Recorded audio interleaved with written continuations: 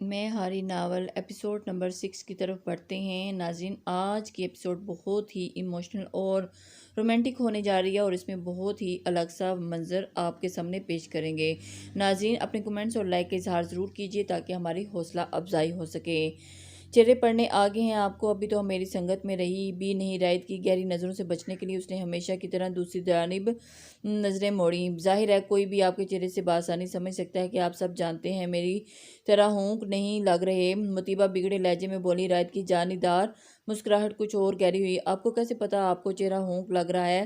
میری آنکھوں میں نظر آ رہا ہے کیا؟ وہ رائد سے ایسی بات کی توقع نہیں کرنا چاہتی تھی، مگر ان دنوں وہ جس انداز میں باتیں کر کے اسے حیران کر رہا تھا، اب وہ اس طرح ہر طرح سے توقع کرتی تھی۔ سر پلیز، مطیبہ نے اسے ٹوکنا چاہا۔ پہلے تو آپ مجھے سر کہنا بند کریں کیونکہ آپ میری سیکنڈ کزن ہے۔ رائد کی بات پر وہ اسے رائد کی جانب دیکھنا پڑا اور اس کی آنکھوں میں حیرانی اور سوال۔ رائد اسے سب بتانے پر اکسانے لگا۔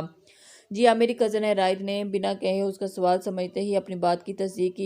یہ سب کیا ہے؟ اگر آپ سب جانتے ہیں تو مجھے پلیز بتائیں، مطیبہ نے آخرکار بیچارگی سے کہا۔ کہانی تھوڑی لمبی ہے اور پھر رائد ہر راز سے پردہ اٹھاتا چلا گیا۔ مطیبہ دم سادے سب حقیقتیں سن رہی تھی جن کا ذکر حسن اور رفیہ اپنی ملاقات میں چند لمحوں پہلے کر رہے تھے۔ مطیبہ سکتے کے عالم میں سب سن رہی تھی۔ آپ کے فادر اتنے شفاف کیسے ہو سکتے ہیں؟ خشک ہونٹوں پر زبان پھیرتے وقت وہ بولی۔ لہجہ نم تھا۔ رائد جو سب بتا کر چہرے کو نیچے کیے تھا جیسے ہی اپنے باپ کے اقدام پر نادم ہو۔ ہاں میں مانتا ہوں بابا کا فیصلہ بالکل غلط تھا۔ میں یہ بھی مانتا ہوں کہ شاید میں اپنی ہمت نہیں کر سکا اور رشتے کو کسی اور بھی طریقے سے قائم رہنے دیں، لیکن دوسری جانب آپ یہ دیکھیں کہ آپ کے والدین سے مقابل پر نہیں اتر سکتے۔ رائد کی بات پر وہ ایک طنزیہ مسکراہٹ اس کے چہرے پر بکھری۔ یہ تو اس کا مطلب یہ ہوا کہ ماں باپ کے مقابلے میں کسی معصوم کے ارمانوں کا خون کر دیا جائے۔ آپ اپنے فادر کو ڈیفینڈ کر رہے ہیں؟ مطیبہ اسے مشکل میں ڈالنا چاہا۔ نہیں، میں کسی کو ڈیفینڈ نہیں کر رہا اور نہ ہی یہ کہہ رہا ہوں کہ ایک رشتے کو بچانے کے لیے آپ دوسرے کو اتنے ہی اہم رشتے پر داؤ پر لگا دیں، مگر ہر انسان کی مشکل حالات کو برداشت کرنے کی اپنی سکت ہوتی ہے۔ بابا ان حالات کو بہتر طور پر ڈیل نہیں کر سکے۔ رائد نے اپنا نقطہ نظر کلیئر کیا۔ اور ویسے بھی بابا اپنے کیے پر شرمندہ ہیں۔ رائد کی بات پر مطیبہ نے اس بار ترچھی نظروں سے اسے دیکھا۔ انہیں ہونا بھی چاہیے، میرے ساتھ کوئی ایسا کرتا تو میں اس کی زندگی عذاب بنا دیتی۔ اس کے غصیلے انداز پر رائد کے لبوں پر بڑی شرارت مسکراہٹ آئی۔ آپ مجھے وارن کر رہی ہیں؟ رائد کا شرارتی سا استفسار مطیبہ کو سچ پٹانے پر مجبور کر گیا۔ کیا مطلب؟ بھول پن سے پوچھا جو مصنوعی تھا، اور رائد جیسے بندے سے اپنی اصل کیفیت چھپانا مشکل ہی نہیں ناممکن تھا۔ سمجھ تو آپ گئے ہیں، بس انجان بن رہی ہیں۔ میرا خیال ہے اندر چلیں، امید ہے اب حالات بہتر ہو گئے ہوں گے۔ رائد نے جان بوجھ کر اس کی بات کا رخ بدلا اور مڑ کر قدم اندر کی جانب بڑھا دیے۔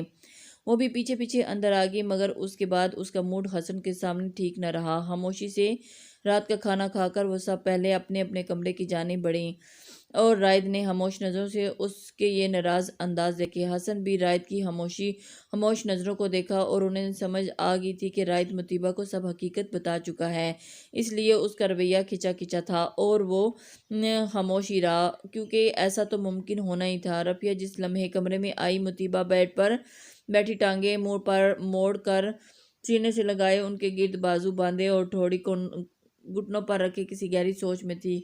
کھٹکے کی آواز پر ماں کی طمانینت بھرے لہجے پر نظر ڈالی۔ ہم یہاں کل سے کہیں اور چلے جائیں گے، نہ جانے وہ دل ہی دل میں ٹھانے بیٹھی تھی۔ کیا مطلب؟ کیوں نہ سمجھی؟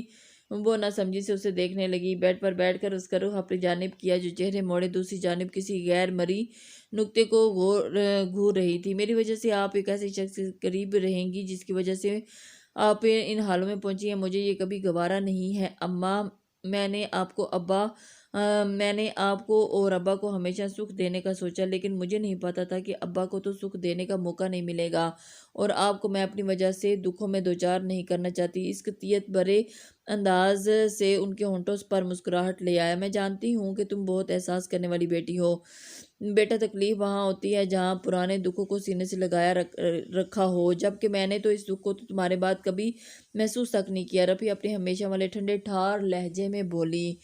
اماں پلیز، میں ایسے شخص کا سامنا نہیں کرنا چاہتی جس نے میری اماں کو اتنے دکھ پہنچائے ہیں۔ وہ نفی میں سر ہلاتی اپنی بات پر ڈٹی رہی۔ مطیبہ بیٹے لوگوں کو معاف کرنا سیکھتے ہیں، جب میں نے اسے معاف کر دیا تو تمہارا اسے بدلہ لینا لینے کا کوئی جواز نہیں بنتا۔ رفیہ نے اسے سرزنش کی، اور ویسے بھی اگر وہ سب میری زندگی میں نہیں ہوتا تو اللہ مجھے اتنی پیاری بیٹی سے کیسے نوازتا۔ رفیہ نہ جانے اسے بہلا رہی تھی یا واقعی انہیں کوئی غم نہیں تھا۔ مطیبہ نے حسرت سے ماں کے پرسکون چہرے کو دیکھا۔ اللہ تمہارا اور رائد کا جوڑا لکھا تھا اور اسی لیے یہ سب خالات پیدا کی ہے۔ رفیہ کی اس قدر مثبت بات پر وہ جتنا ششدر ہوتی کم تھا۔ یہ مجبوری کا رشتہ ہے اماں، ہمیشہ کے نہیں۔ اس نے ماں سے زیادہ شاید خود کو بابر کروایا۔ ہاں مگر مجھے نہ جانے کیوں لگتا ہے وہی تیرے لیے بنا ہے۔ رفیہ نے محبت سے اس کے چہرے پر ہاتھ پھیرا۔ اماں پلیز، میں کسی خوش فہمی میں نہیں رہنا چاہتی۔ مطیبہ کی بات پر وہ ٹھنڈی سانس لے کر رہ گئیں۔ اور ویسے بھی اس کے فادر کا پتہ چلنے کے بعد آپ مجھے اس شخص کے ساتھ جوڑے رکھنا چاہتی ہیں؟ مطیبہ کے استفسار پر وہ ہولے سے مسکرائیں اور وہ اس کو دیکھتی رہ گئی۔ بیٹا ہمیشہ یہ یاد رکھنا کہ کسی قصوروار کے کیے کی سزا کبھی کسی بے قصور کو مت دینا۔ رائد بے قصور ہے اور وہ تو مجھے ان حالوں میں نہیں لایا، تو پھر اس کے بارے میں کوئی غلط بات کیوں سوچوں؟ رفیہ کی بات سن کر وہ اپنی کہی کی باتوں پر نادم ہوئی، اور پھر بھی اماں وہ منہ بنا کر بولی، نہیں بیٹا نہیں مطیبہ، یہ ناانصافی اللہ کو بھی پسند نہیں، اور اس کی وجہ سے پرکھو۔ دوسروں کے رویوں پر اس کی جانچ پڑتال مت کرو۔ رفیہ نے اسے سمجھانا چاہا، ہم کہیں نہیں جا رہے جب تک یہ معاملہ نہیں نپٹ جاتا، پھر سوچتے ہیں۔ رفیہ اپنی بات کہہ کر اٹھ گئیں۔ صبح اٹھتے ہی رفیہ آقا جی، شام میں رائد کے گھر میں ایک آدمی آیا تھا کافی سارے سامان کے ساتھ۔ کیف جو کہ رائد کی گاڑی کی نگرانی پر مامور تھا اور حسن کو دیکھ چکا تھا اور اب اس وقت شہاب کو رپورٹ دے رہا تھا۔ کتنی عمر کا لگ رہا تھا؟ شہاب نے آنکھیں سکیڑ کر سوال کیا۔ عمر کا زیادہ نہیں تھا، کوئی 50 کے لگ بھگ ہوگا، یا خود کو فٹ رکھا ہوا ہے، اتنی عمر کا نہیں لگتا۔ کیف نے قیاس لگائی۔ ٹھیک ہے، اس کی تصویر لے کر مجھے بھیجو، اور کوئی خطرہ تو نہیں تمہیں؟ شہاب نے تشویش کا اظہار کیا۔ خطرہ ہے بھی اور نہیں بھی، کیونکہ اس کے گھر کے کافی باہر پولیس والے آ چکے ہیں اور گھر کی پہرے داری کے لیے، مگر ابھی تک کسی نے میری نقل و حرکت نوٹ نہیں کی۔ کیف نے باقی کی صورتحال بھی بتائی۔ اس کا مطلب ہے وہ بڑھیا اور چھوری یہی ہے؟ شہاب کی کمینی سی مسکراہٹ کیف کو فون سے سنائی دی۔ جی مجھے بھی اب یقین ہو گیا ہے، کیف نے بالوں میں انگلیاں چلاتے ہوئے کہا۔ اور وہ پھر ٹھیک ہے، 25 بچیں گے نہیں اب یہ شہاب کی رگیں تن گئی۔ اب تم چکر نہ رہو، جیسے ہی ہمیں موقع ملے گا نقب لگائیں گے۔ شہاب نے کیف کو مزید ہدایتیں دیں۔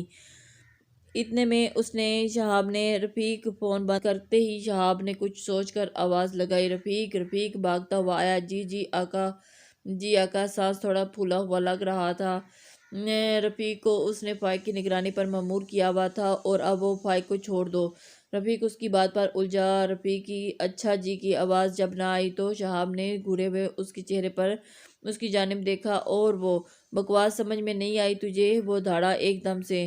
جی آقا جی، پر اس سے پہلے رفیق کچھ کہتا شہاب جھٹکے سے اٹھ کھڑا ہوا اپنی کرسی سے۔ بکواس کی ہے کہ میرے استاد نہ بنا کرو، کہا ہے چھوڑ دو تو چھوڑ دو۔ رفیق کو گریبان سے پکڑ کر جھٹکا دیا۔ جی معاف کر دیں آقا جی، میں بھی چھوڑ دیتا ہوں۔ رفیق بیچارے اس کے انداز سے بھکلا کر بولا۔ اور سن، شہاب نے پھر سے اسے پکارا۔ رفیق کے بھاگتے قدم اس کی دھاڑ پر رک گئے اور اسے اسی کے گھر کے آس پاس چھوڑ آنا۔ شہاب کی تنبیہ پر وہ سر ہلاتا بھاگ کھڑا ہوا۔ اب دیکھتا ہوں کہ کیسے باپ کے پیچھے نہیں آتی۔ شہاب نے ہم کلامی کی اور اس کا خیال تھا کہ جب فائق کو چھوڑے گا تو فائق یقیناً کسی طرح اس کے آفس پھر رائد تک پہنچ جائے گا، اور جب وہاں پہنچے گا تو مطیبہ تک لازمی پہنچ جائے گا۔ اس سب کے دوران وہ اپنے ایک بندے کو فائق کے پیچھے لگائے گا اور فائق سے ہوتا ہوا مطیبہ تک پہنچ جائے گا، مگر وہ یہ نہیں جانتا تھا کہ رائد تو چاہتا یہی تھا کہ فائق اس تک پہنچے تاکہ اس سے ہوتا ہوا وہ شہاب پر بآسانی کیس کروا سکے۔ شہاب خود اپنے جال میں پھنسے جا رہا تھا اور اسے سمجھ میں نہیں آ رہا تھا کہ اس نے کیسی چال چلی ہے۔ رائد رات میں حسن کو وکیل کی ساری ہونے والی ملاقات کے بارے میں سب کچھ بتا چکا تھا اور انہوں نے بھی وکیل کی باتوں کی تائید کی تھی، اور اگلے دن ہی صبح ناشتے میں سبھی موجود تھے سوائے مطیبہ کے۔ رائد رات سے ہی اسے کھچا رویہ نوٹ کر چکا تھا اور مطیبہ نہیں آئی۔ حسن نے بھی بیٹھتے ہی اس کی کمی محسوس کی تھی۔ رائد کی سوچ کو الفاظ انہوں نے ہی دے دیے تھے۔ رائد نے جوس پیتے ہی ایک نظر رفیہ کے بجھے چہرے پر ڈالی۔ سر میں درد تھا، کہہ رہی تھی کہ تھوڑی دیر کے بعد ناشتہ کرے گی۔ رفیہ کا چہرہ دیکھتے ہی رائد کو اندازہ ہو گیا کہ وہ جھوٹ کا سہارا لے رہی ہے۔ اور وہ رائد اللہ کرم کرے، بہت پیاری بچی ہے تمہاری، حسن نے محبت سے کہا۔ رائد ایک دم کھڑا ہوا۔ بے شک شکر ہے، رفیہ نے نظریں چراتے ہوئے کہا۔ اور میں دیکھ لوں مطیبہ کو؟ حسن اخبار کھول کر سرخیاں پڑھ رہے تھے۔ رفیہ خاموشی سے ٹوسٹ پر جیم لگا کر کھانے اور سوچنے میں مصروف تھی جب رائد کے اجازت لینے والے انداز پر چونکی، اور چونکہ حسن بھی گئے تھے کیونکہ بیٹے کے انداز نہیں بہت کچھ سوچنے پر مجبور کر دیا تھا۔ ہاں ہاں کیوں نہیں، دیکھ لو، رفیہ نے ہکلا کر کہا۔ رائد مسکراہٹ دباتا اپنی کرسی گھسیٹ کر اٹھا، متانت سے چلتا رفیہ اور مطیبہ کے مشترکہ کمرے کی جانب آیا، ہاتھ بڑھا کر دروازہ بند ناک کیا، اور مطیبہ جو بیڈ پر بیٹھی موبائل پر فیس بک کھولے بیٹھی تھی، نوک پر یہی سمجھی کہ سلیمان ہوگا۔ کیا مسئلہ ہے سلمان؟ امی کو کہا ہے نا کہ میں ناشتہ بھی نہیں، بعد میں آ کر کیا تم کیا لینے آئے ہو؟ اندر سے خوف زدہ آواز لہجے میں مطیبہ نے سلمان کو لتاڑ رہی تھی۔ رائد نے مسکراتے لبوں سے پھر سے دروازہ ناک کیا۔ آ جاؤ، چین نہیں ہے تم کو؟ غصے سے غالباً سلمان کو اندر آنے کی اجازت دی، مگر وہ دروازے کے اندر آنے والے کو دیکھ کر باقی کے الفاظ منہ میں رہ گئے۔ جلدی سے بیڈ سے اٹھی اور دوپٹہ ٹھیک کیا۔ آپ وہ ایک دم سے جھجکائی۔ جی پتہ چلا طبیعت کافی خراب ہے، سوچا خیر خیریت پتہ کر لوں، مگر یہاں تو گرج چمک کے آثار ہیں۔ رائد نے اندر آتے مسکراہٹ دباتے اس کے کچھ دیر پہلے کے جلالی انداز پر چوٹ لگائی۔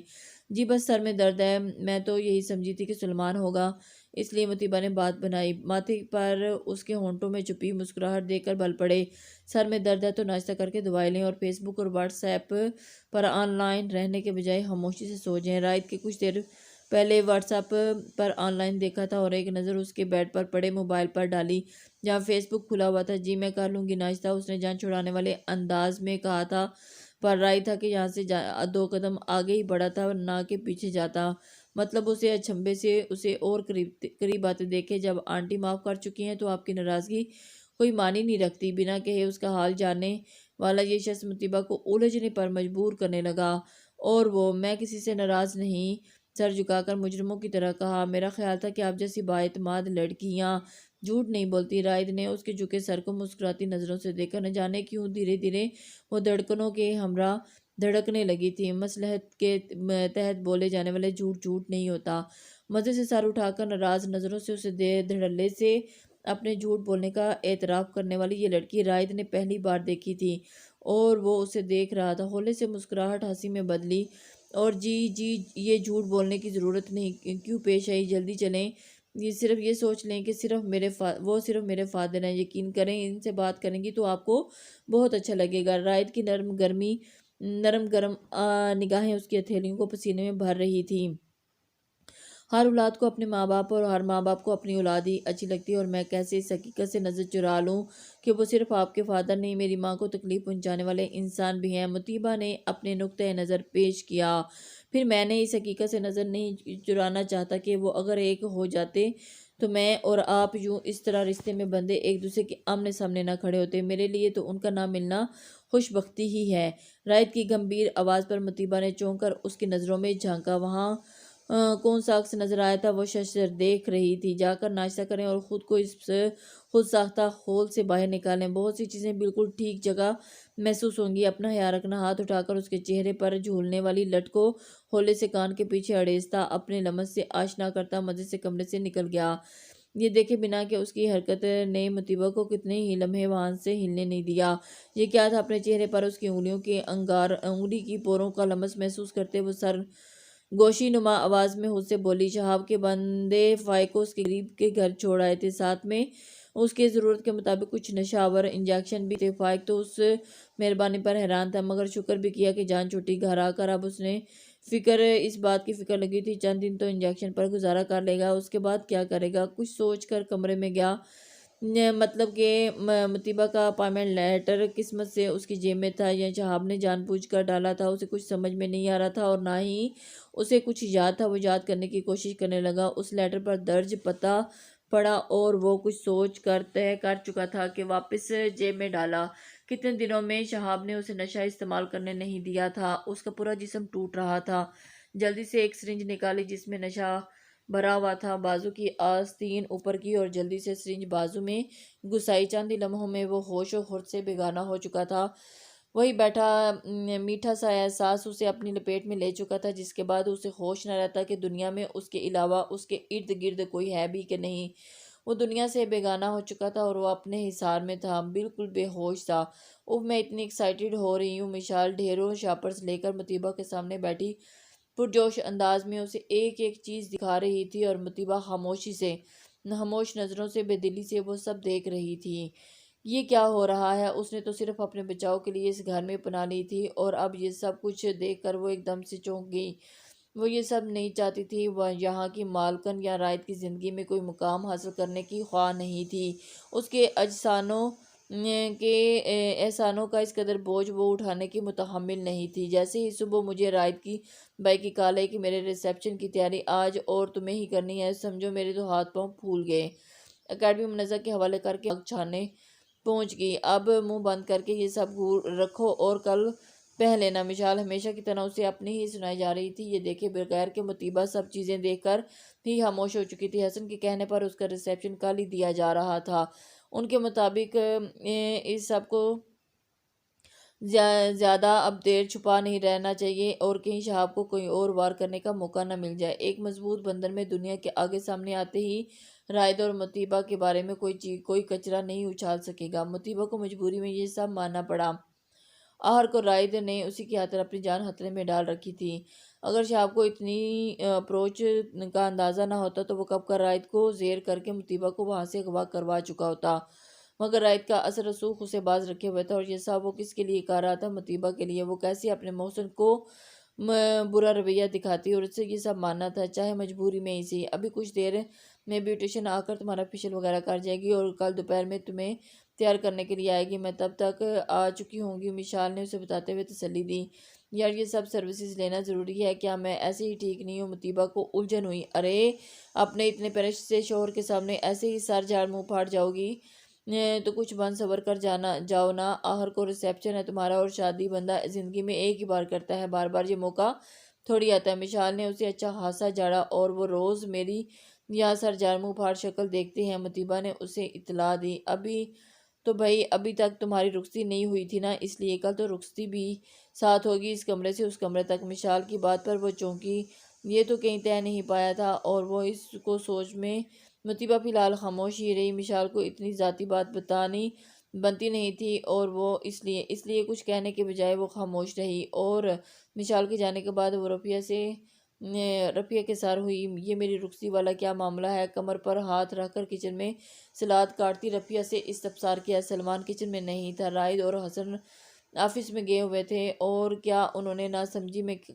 سے کہا، اماں میری رخصتی کیوں ہو رہی ہے کل؟ مجھے مشال نے کہا تھا ہے، ایسے ہی اس نے کہہ دیا ہوگا، کوئی تو وجہ ہوگی اس کے سامنے۔ اس کے پیچھے مطیبہ کو محسوس ہو گیا کہ وہ جان بوجھ کر انجان بن رہی ہے۔ مطیبہ رائد کے کچھ رشتے دار 2-3 دن یہیں رہیں گے، اب ہر کسی کو تو انہوں نے یہ مسئلہ نہیں بتایا نا، اس لیے مجبوراً تم 2-3 دن کے لیے اس کے کمرے میں شفٹ ہو جاؤ، ان کے جاتے ہی واپس میرے کمرے میں آ جانا۔ رفیہ کی بات پر اس کی سانس سینے میں ہی اٹک گئی۔ 2-3 دن وہ چند پل اس کے سامنے نہیں ٹک پاتی، پھر رائد کا بدلتا رویہ، کچھ کہتی کچھ کوشتی نظریں مطیبہ کا اعتماد ہر وقت گڑبڑا دیتی تھی۔ اس کا اب اپنی زندگی میں سب سے مشکل امتحان ہونے جا رہا تھا۔ شاید دل آج کل ویسے ہی اس کے سننے سے انکاری تھا، اور اوپر سے یہ سب حالات۔ مطیبہ شدید بے بس تھی۔ شام میں لڑکی آئی، مطیبہ نے زندگی میں پہلی بار سب سروسز لیں۔ شاید الجھن ہو رہی تھی فیشل اور سب کام کرواتے ہوئے، مگر کچھ دیر بعد اس نے اپنا چہرہ دیکھ کر حیران رہ گئی۔ عجیب سی چمک چہرے کا نکھار بڑھا رہی تھی۔ رات میں رائد کی خود پر پڑنے مطیبہ کو مسترب کر رہی تھی، اور وہ بھی اس کو دیکھ رہا تھا۔ اس نے پہلی دفعہ خود کو اس طرح اس حالت میں دیکھا، اور جو اس کی بات میں بالکل بھی اس کو سمجھ میں نہیں آ رہا تھا کہ وہ اتنی بھی پیاری ہو سکتی ہے۔ وہ اس کے درمیان موجود کلاس ڈفرینس کو اچھے سے سمجھتی تھی، اور دوسری رفیہ نہیں بننا چاہتی تھی، مگر اسے سمجھ نہیں آ رہا تھا رائد کی آنکھوں سے لپکے جذبوں کو کیسے روکے، اور اسے رائد سے اتنی نان پریکٹیکل اپروچ کی توقع نہیں تھی۔ وہ بوڑھا ابھی تک وہاں پہنچا کہ نہیں؟ شہاب نے زبیر سے پوچھا۔ جب سے فائق اس کو گھر چھوڑا تھا، شہاب نے زبیر کو اس کے پیچھے لگا دیا تھا، اور وہ ہر وقت اس کی نگرانی کرے، جیسے ہی وہ رائد کے آفس پہنچے اسے اطلاع دے، آقا جی آج اس کی سرنجیں ختم ہو اور مجھے آج وہ لازمی آفس پہنچے گا۔ اور اس کے گھر پیر چھوڑتے ہی زبیر نے اتنی سی سرنجیں اس کے ہاتھ میں تھمائی تھیں جو وہ مشکل 1.5 دن نکال لیں اور پھر دوسرے دن ہی وہ رائد کے آفس پہنچ جائے۔ ٹھیک ٹھیک ٹھیک ہے، لیکن اگر آج وہ آفس نہ گیا تو میں تجھے نہیں چھوڑوں گا۔ شہاب نے فون بند کرتے اسے دھمکی دی۔ آقا جی فکر نہ کریں، زبیر پر یقین لہجے میں کہا۔ اچھا اچھا ٹھیک ہے، شہاب نے بیزار آواز میں کہا۔ شہاب کو امید نہیں تھی کہ وہ یہ معاملہ اتنا لٹک جائے گا اور جلد ہی اسے اب ختم کرنے کے چکروں میں تھا۔ اس نے سوچ لیا تھا کہ اگر اب فائق والا کام نہ بنا تو وہ رائد کے گھر نقب لگانے لازمی جائے گا۔ اس کے بغیر گزارا نہیں تھا، وہ اپنے دشمن کو اتنی آسانی سے نہیں چھوڑتا تھا۔ وہ رائد نے اس سے دشمنی مول لے لی تھی۔ اگلے دن رائد نے آفس سے چھٹی لے رکھی تھی اور چند مہمان صبح ہی میں آ گئے تھے اور ان کے گھر میں گہما گہمی تھی۔ سب رائد کے ننیالی تھے جو دبئی سے آئے ہوئے تھے۔ سب کو فون پر ہی اطلاع دی گئی تھی اور وجہ یہ بتائی گئی تھی کہ حسن نے رشتہ پہلے ہی کر لیا تھا، لیکن انہوں نے اپنے آفس کے کسی کام پر ارجنٹ 6 ماہ کے لیے امریکہ جانا تھا، لہٰذا وہ چاہتے تھے کہ اس سے پہلے رائد کا شادی کا معاملہ ان کے امریکہ جانے سے پہلے نپٹا دیا جائے، اس لیے سب ارجنٹ ہوا۔ سب جانتے تھے کہ حسن ایک امریکن NGO میں اعلیٰ عہدے پر کام کرتے ہیں، لہٰذا وہ بے حد مصروف رہتے تھے۔ کسی نے بھی یہ اعتراض نہیں کیا بلکہ سب خوشی خوشی شریک ہونے پہنچ گئے تھے۔ مشال اور منزہ بھی صبح سے رائد کی طرف آ چکی تھی۔ مہمانوں کو رسیو اور سرو وہی کر رہی تھی۔ مطیبہ بس ایک بار کمرے سے باہر آئی، سب سے سلام دعا کر کے پھر کمرے کے اندر بند ہو چکی تھی۔ یا اللہ کس مصیبت میں پھنس گئی ہوں۔ اسے ان حالات سے بہت شدید الجھن ہو رہی تھی۔ دوپہر کا وقت بھی آ گیا تھا، وہ اسٹیشن اسے سجانے سنوارنے کو پہنچ چکی تھی اور وہ خاموشی سے بیٹھی۔ باہر لگتا ہے شور و غل کی آوازیں آ رہی تھی۔ مطیبہ نے گہرا سانس لے کر ایک بار خود کو حالات کے دھارے میں بہنے کے لیے چھوڑ دیا تھا۔ خاموش بیٹھی سامنے شیشے میں نظر آتے اپنے عکس اور بیوٹیشین کے ماہرانہ ہاتھوں کو دیکھ رہی تھی۔ ذہن میں اس لمحے بالکل خالی تھا۔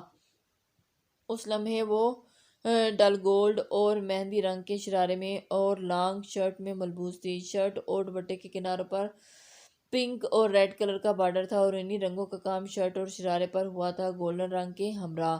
زیور کے نام پر چھوٹا سا سیٹ تھا، پنکھڑی نیکلس اور پنکھڑی کی سی شکل میں جھمکے اور چھوٹا سا ٹیکا جو کہ خوبصورت سا جھومر لگائے کوئی اور ہی مطیبہ لگ رہی تھی۔ اس کی اپنی نظر خود پر سے نہیں ہٹ رہی تھی۔ یکدم آئینے میں دو گہری ہیزل آنکھیں ابھری، مطیبہ کی پیشانی عرق آلودہ ہوئی۔ ابھی تو وہ اس کے سامنے نہیں تھی تو دل کی حالت غیر ہو رہی تھی، وہ خود کو سنبھال نہیں رہی تھی۔ جب مشال کمرے میں آئی، واو، کھلے دل سے اس نے مطیبہ کی تعریف کی۔ چلو بھائی، سب تمہیں دیکھنے کے لیے بے چین ہے، تمہارا دولہا سمیت ہے۔ آج تو وہ تمہیں بھابی کہہ سکتی ہوں۔ مشال مسلسل شرارتی لہجے اپنائے اسے تنگ کرنے میں مصروف تھی۔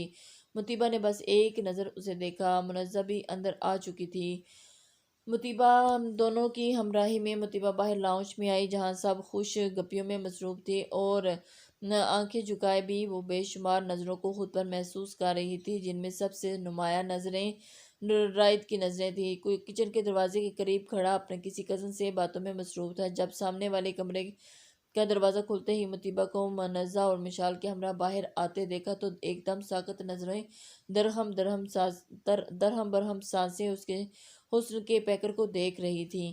وہ اس لمحے کتنی ہی خوبصورت لگ رہی تھی۔ کاش ایک بار رائد کی نظروں میں دیکھ لیتی تو شاید اسے اس کی محبت احسان نہ لگتی۔ حسن اور رفیہ نے باری باری آگے بڑھ کر اسے پیار کیا۔ مشال اور منزہ نے اسے لاؤنج میں موجود ایک صوفے پر بٹھا دیا۔ بھائی صاحب، آپ تشریف رکھیں گے تاکہ ہم کچھ تصویریں لے سکیں۔ آؤ۔ وائٹ شلوار قمیض پر بلیک وائسٹ کوٹ پہنے رائد کو مشال نے مخاطب کیا۔ ہاتھ میں جوس کا گلاس تھا۔ میں کچن اس کی سلیب پر رکھے وائسٹ کوٹ کو ہاتھوں سے سیک کرتا مسکراہٹ دبائے مطیبہ کے ساتھ ترجمان ہوا۔ مطیبہ سمٹ گئی تھی۔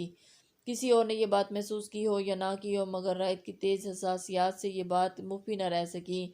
اس کے لبوں پر مسکراہٹ رینگنے لگی۔ آخر تم یہ انوکھے طرز پر شادی کر کے ہم سب کو خاموش کروا ہی دیا۔ طلحہ جو کہ مشال کا بھائی تھا، رائد کو طعنہ دیے بغیر نہ رہ سکا۔ ہم جو کہتے ہیں کر کے دکھاتے ہیں، الفاظ سے پھرنے والے بندے نہیں ہیں۔ رائد نے صوفے کی پشت پر ٹیک لگا کر اطمینان سے بیٹھتے ہوئے کہا۔ مطیبہ کو لگا کہ یہ بات اس نے خاص مطیبہ کو سنائی۔ جی جی مان گئے سرکار، اب تیرے ہنی مون والے ایڈونچر کے لیے بھی ہم تیار ہیں۔ مطیبہ کے کان طلحہ کی بات پر کھڑے ہوئے۔ رائد کہکہ لگا کر رہ گیا۔ وہ بھی پورا ہوگا، ڈونٹ وری۔ رائد نے سر اس بات میں ہلاتے مسکراہٹ روک کر بمشکل کہا۔ بھابھی کو وہ بتا چکی ہو اپنے ارادے میں، یا سرجیکل سٹرائک کرو؟ لگتا ہے طلحہ اس سے اس کی کافی بنتی ہے، تبھی تو وہ مسلسل اسے فوکس میں رکھے ہوئے تھا۔ نہیں جناب، ابھی تمہاری بھابھی سے نے موقع نہیں دیا۔ رائد نے ایک نظر اپنے خاموش بیٹھی مطیبہ پر نظر ڈالی، جس کی خاموشی لمحے اسے عجیب محسوس سے احساس سے دوچار کر رہی تھی۔ تو سنیں بھابھی، آپ کے شوہر نامدار کا ارادہ ہنی مون کے نام پر لوکل بسوں پر حجل ہو کر نادرن ایریا جانے کا ہے۔ وہاں کسی جنگل میں کیمپ لگائے اور چند دن وہی رہے گا، جنگلی جانوروں کے بیچ۔ کیا آپ اس کا ساتھ دینے کو تیار ہیں؟ طلحہ کی جگہ اب اس کے ماموں کے بیٹے ذیشان نے رائد کا متوقع ارادہ بتایا۔ مطیبہ نے نظر اٹھا کر انہیں دیکھا، جو بڑے اشتیاق سے مطیبہ کے تاثرات دیکھنے کو بے چین تھے۔ نہیں، مطیبہ نے یک لفظ جواب دے کر انہیں قہقہ لگانے پر مجبور کر دیا۔ چل بیٹا، تو انسانوں والے ہنی مون پر ہی جانا۔ طلحہ کی ہنسی رکنے کا نام نہیں لے رہی تھی۔ مطیبہ کو ان کی اس مذاق ہنسی پر چڑ سی ہو رہی تھی۔ رائد کی نظروں سے اس کی کوفت چھپی نہیں رہ سکی، اور وہ اس کو ایک دم سے محسوس کر چکا تھا کہ مطیبہ کو اب یہ ساری باتیں پسند نہیں آ رہی۔